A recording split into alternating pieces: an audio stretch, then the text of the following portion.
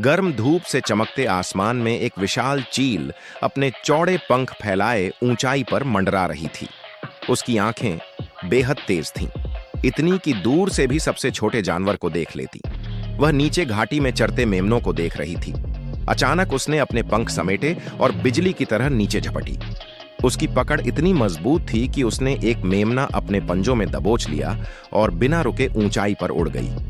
कुछ ही पलों में वह अपने घोंसले की ओर निकल गई। यह दृश्य एक कौवे ने देखा। वह पेड़ की डाल पर बैठा था और उसकी आंखों में चमक आ गई।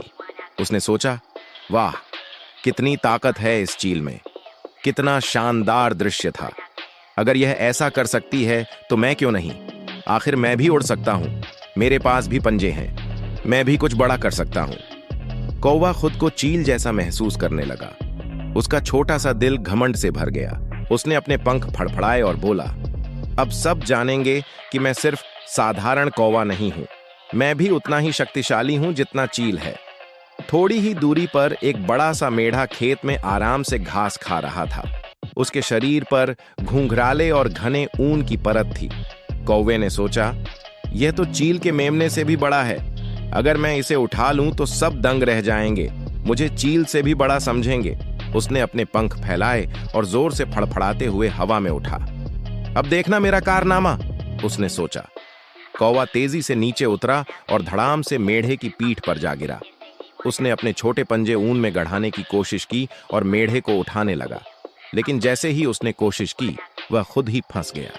उसके पंजे ऊन में उलझ गए थे। चाहे जितनी कोशिश करता, बाहर नहीं निकल पा रहा था। मेढ़ा शांत था। उसे तो यह भी एहसास नहीं हुआ कि उसकी पीठ पर कोई कौवा चिपका हुआ है। वह वैसे ही घास चरता रहा। कौवा पंख फड़फड़ाता रहा, लेकिन न तो वह उड़ पा रहा था और न ही मेढ़े को हिला पाया। इतने में पास ही खेत का चरवाहा आया। उसने देखा कि एक कौवा अजीब तरह से मेढ़े की पीठ पर फड़फड़ा रहा है। उसने तुरंत समझ लिया कि मामला क्या है। वह हंसते हुए बोला, अरे, यह तो अपने को चील समझ बैठा है। चरवाहे ने दौड़कर कौवे को पकड़ लिया। कौवा चीखा, मुझे छोड़ दो, मुझे उड़ने दो, मैं गलती से यहां आ गया। लेकिन चरवाहा हंसते हुए बोला, गलती नहीं, घमंड है यह। तू अपने को वही समझ बैठा जो तू है ही नहीं। उसने कौवे के पंख काट दिए और उसे अपने घर ले आया। शाम को बच्चों ने कौवे को देखा। वे खिलखिलाकर हंस पड़े और बोले, पापा, यह कितना मजेदार पक्षी है, इसका नाम क्या है?